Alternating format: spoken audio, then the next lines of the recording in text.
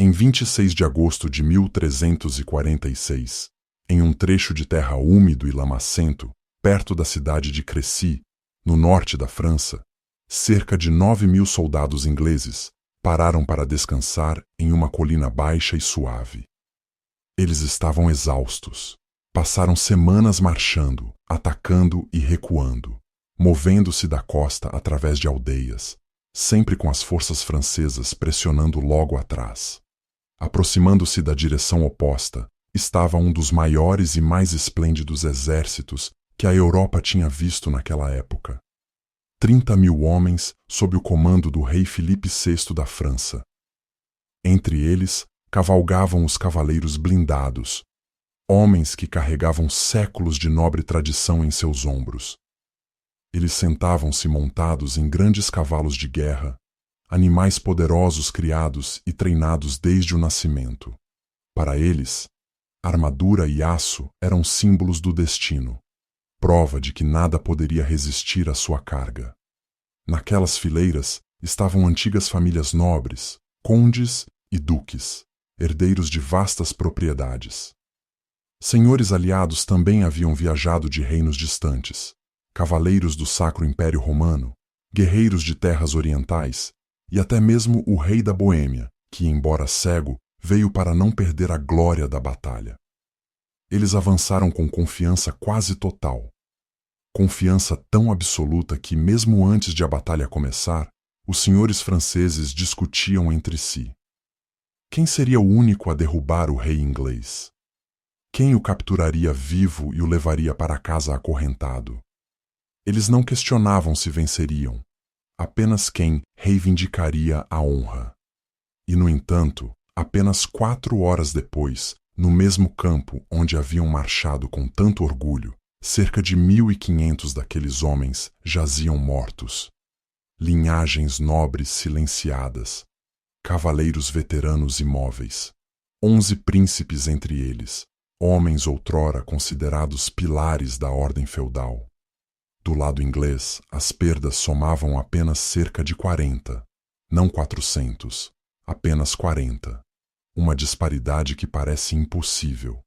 E esta inversão não veio de feitiçaria, nem de qualquer arma secreta. Veio dos arqueiros, homens comuns, a maioria deles nascidos para fazendas, trabalho e dificuldades. Alguns já foram criminosos, muitos não tinham nada além de seu treinamento e sua determinação. Eles carregavam arcos longos de madeira simples, lisos, sem adornos, valendo muito menos do que a armadura reluzente de um cavaleiro francês.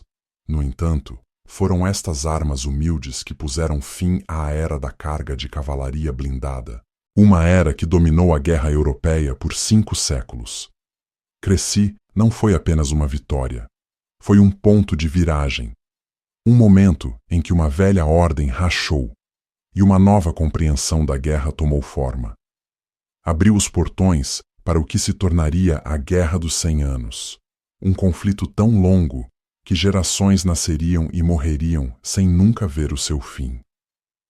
Nesta história, caminharemos juntos pelas causas, pela terra, pelas pessoas e pelo desenrolar da própria batalha, para compreender como uma tarde pôde remodelar a história do mundo ocidental.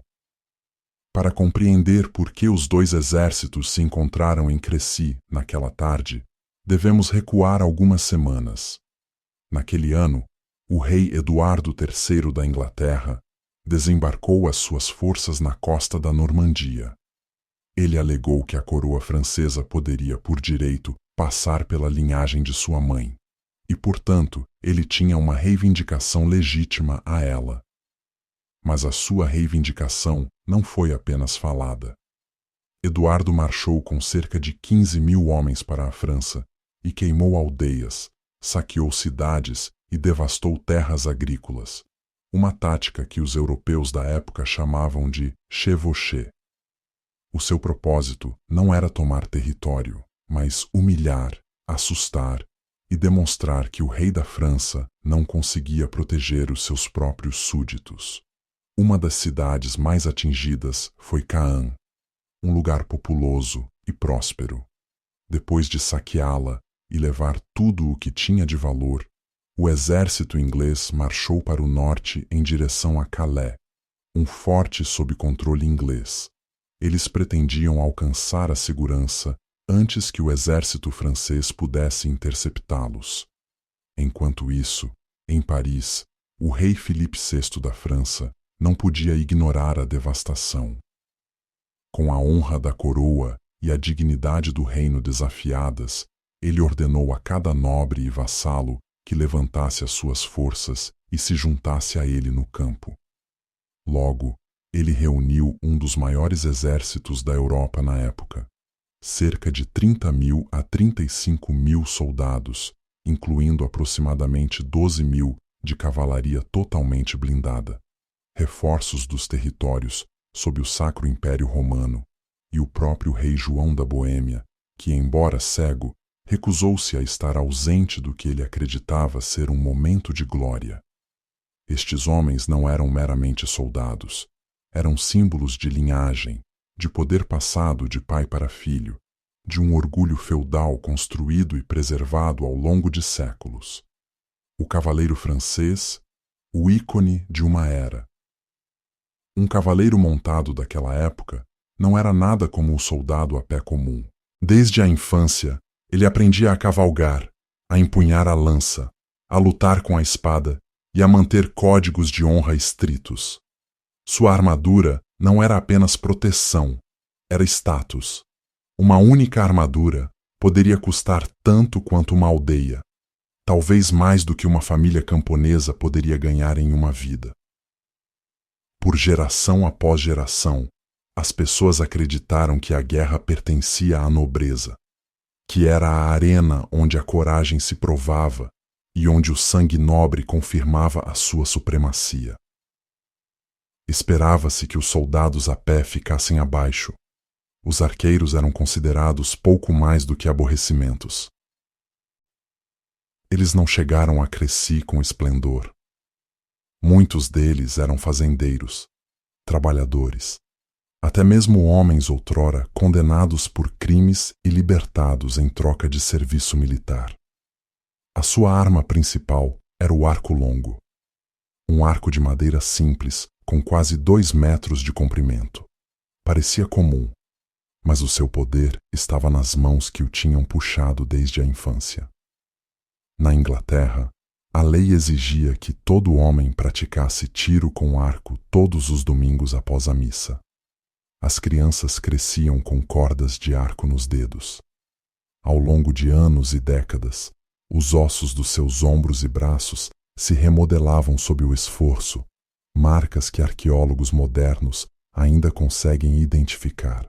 Eles não tinham armaduras brilhantes, nem cavalos de guerra, mas tinham disciplina, treinamento e uma paciência silenciosa e duradoura.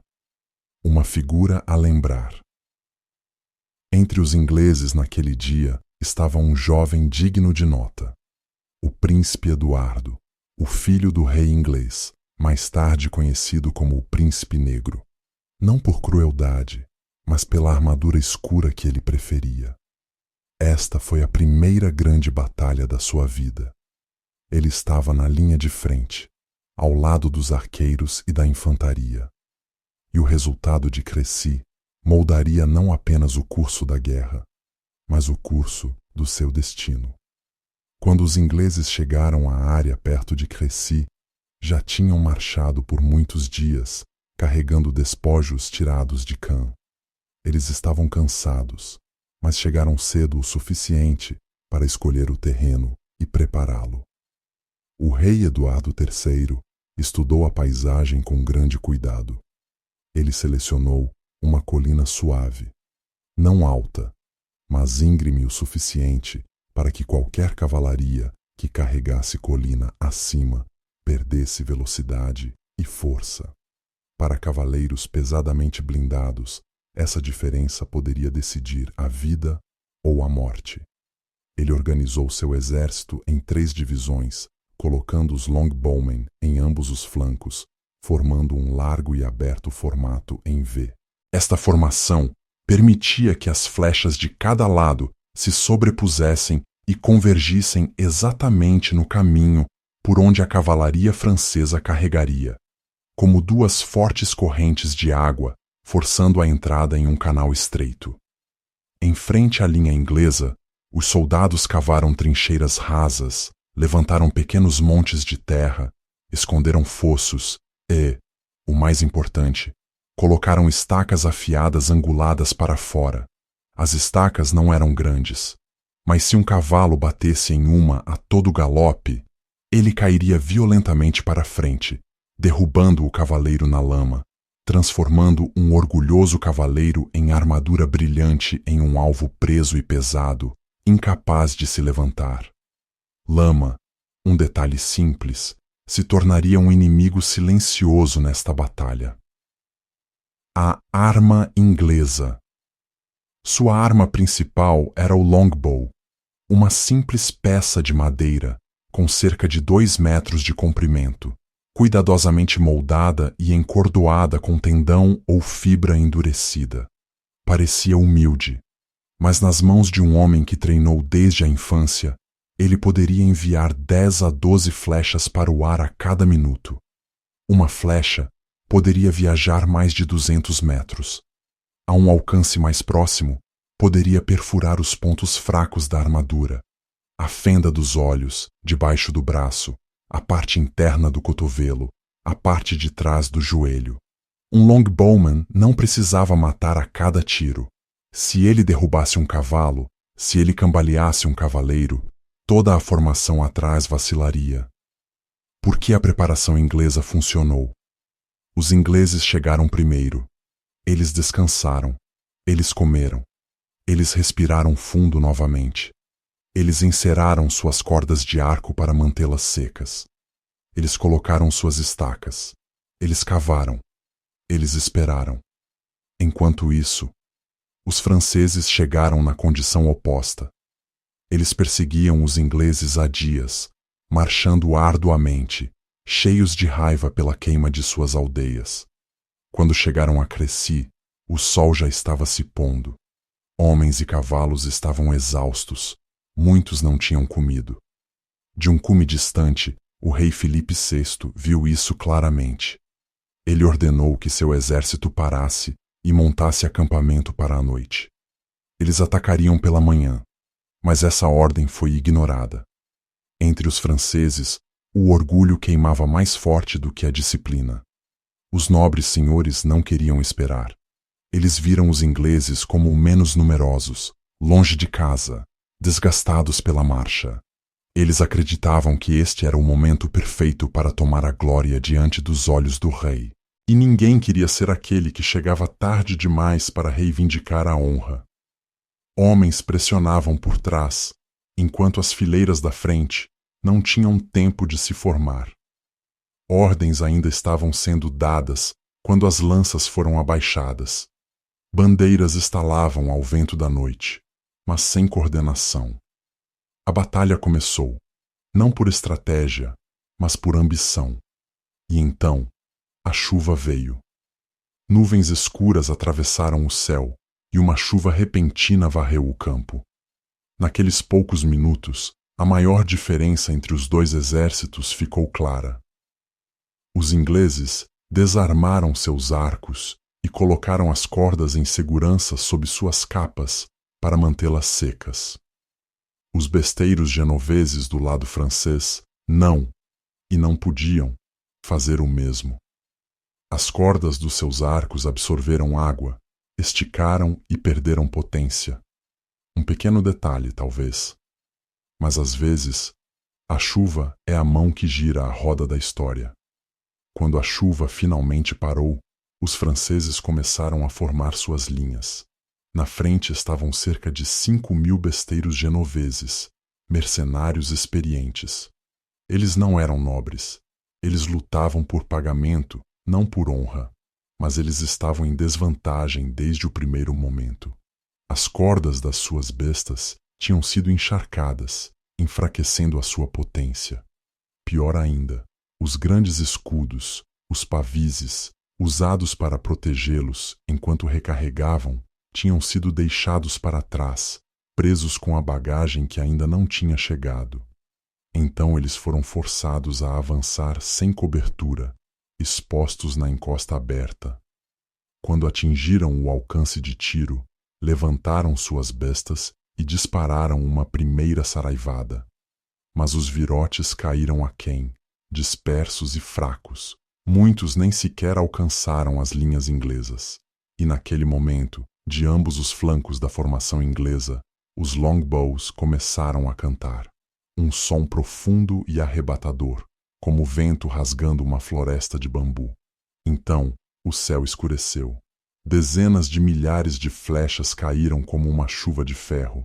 Os arqueiros ingleses não atiravam devagar ou cerimoniosamente. Eles atiravam continuamente, ritmicamente, rápido, preciso. 12 flechas por homem, a cada minuto. O que significava que a cada respiração, mais de 50.000 flechas desciam a encosta.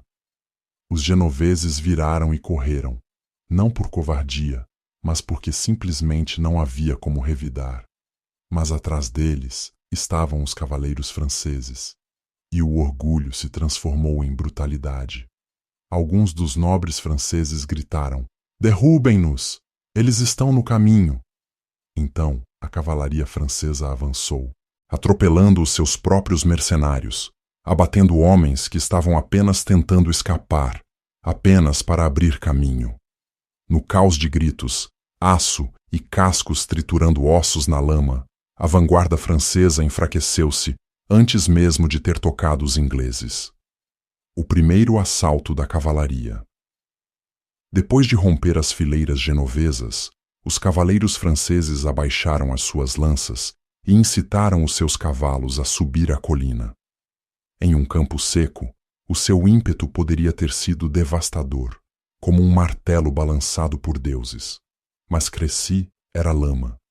Seus cavalos de guerra, pesados e blindados, afundavam a cada passo. A sua respiração estava ofegante, os seus movimentos lentos e pesados.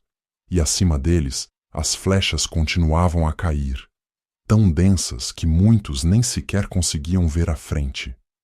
Um cavaleiro não precisava ser perfurado através da sua armadura para morrer. Se o seu cavalo fosse atingido na perna, no olho, ou simplesmente entrasse em pânico sob fogo, o cavaleiro caía. Quando o primeiro cavalo desabou, tornou-se um obstáculo. O cavalo seguinte tropeçou nele. O cavaleiro atrás chocou-se contra ambos. A carga perdeu velocidade, então parou completamente. Cavaleiros que caíram no chão lutaram sob o peso esmagador da sua armadura, incapazes de se levantar, tornando-se alvos parados. A segunda carga, a terceira, e então a 16ª, ninguém recuou. Ninguém queria ser visto como desprovido de coragem. Então eles subiram a colina novamente. E novamente. Eles morreram e voltaram para morrer novamente. Com cada assalto, a lama se misturava mais com sangue. A encosta mudou de terra escorregadia para um atoleiro profundo e pegajoso. Cavaleiros na retaguarda não conseguiam ver o fracasso na frente. Eles estavam sendo empurrados por trás pela massa de homens ainda avançando. Uma ordem social inteira construída para vencer. Agora, trocando vidas por orgulho. O momento do rei João da Boêmia. Quando a batalha estava claramente perdida, alguém falou ao rei João, cego há mais de 10 anos. Sua Majestade, o campo não pode ser salvo. Ele respondeu suavemente, mas com firmeza. Um rei da Boêmia não vira as costas enquanto os seus homens ainda lutam. Ele ordenou que o seu cavalo fosse amarrado pelas rédeas aos cavalos de 2 cavaleiros ao seu lado. Eles o conduziram diretamente ao coração do campo de batalha, onde as flechas ainda caíam, onde gritos e o choque de aço se confundiam em um só. Ele não conseguia ver, mas ele ergueu a sua espada, como um guerreiro determinado a terminar a sua vida com honra.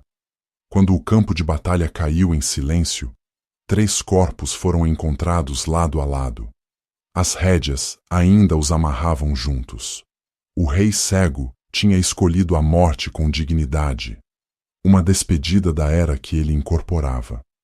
Ao cair da noite sobre os campos de Crécy, os sons das cordas de arco desvaneceram, o trovão dos cascos desapareceu, e apenas os fracos gritos dos moribundos permaneceram. Os ingleses não saíram das suas posições. Eles mantiveram a sua formação durante a noite, pois mal podiam acreditar que uma vitória tão esmagadora poderia ter chegado tão rapidamente. Eles acenderam fogueiras, montaram guarda e escutaram o silêncio entre os gemidos na lama. De tempos em tempos, um cavaleiro francês caído se mexia, e um último suspiro subia na noite, depois desaparecia. Quando o sol nasceu na manhã seguinte, a visão diante deles era algo que ninguém poderia ter imaginado. Mais de 1.500 membros da nobreza francesa, condes, duques, cavaleiros, príncipes, jaziam espalhados pela lama. Muitos deles já foram o orgulho de grandes famílias, senhores de vastas propriedades, comandantes de exércitos regionais. Agora jaziam entre mercenários contratados, sem distinção restante entre patente e nascimento. A morte tinha igualado todos. Cronistas escreveram que corvos e aves de rapina chegaram em tal número que ficaram tão gordos que já não conseguiam levantar voo.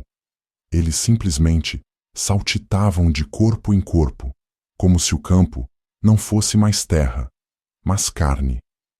Durante dias depois, aldeões da região circundante vieram para recolher armaduras, capacetes, pulseiras de ouro, cintos de prata. A riqueza das casas nobres mudou de mãos em silêncio. O colapso de uma crença, mantida por 5 séculos. Por gerações, a Europa acreditou que o cavaleiro blindado a cavalo era o instrumento supremo da guerra, que a honra era a verdadeira força da batalha. Mas Crécy provou que, não a linhagem, mas a habilidade decide a vitória. Não a armadura, mas o terreno e as táticas moldam os resultados. Não a coragem, mas a disciplina e a preparação são as chaves para a sobrevivência.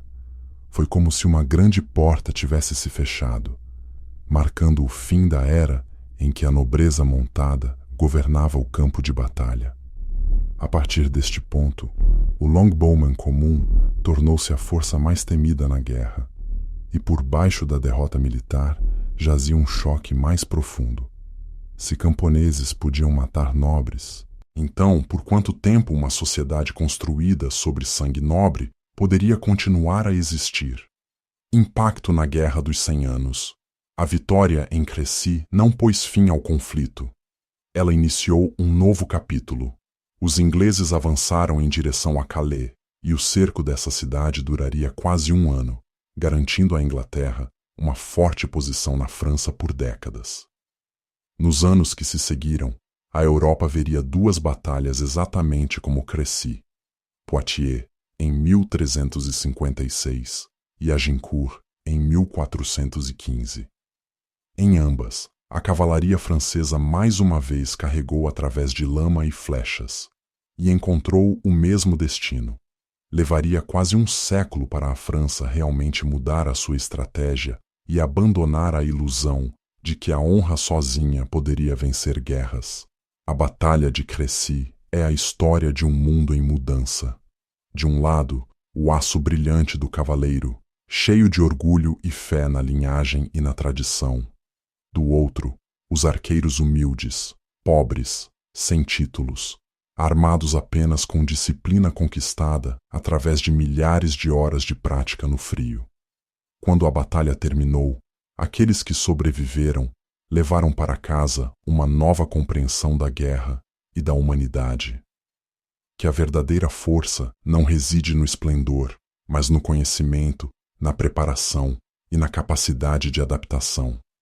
Se você encontrou significado nesta história hoje, nós o convidamos a ficar conosco, enquanto continuamos a explorar a história com calma, reflexão e respeito.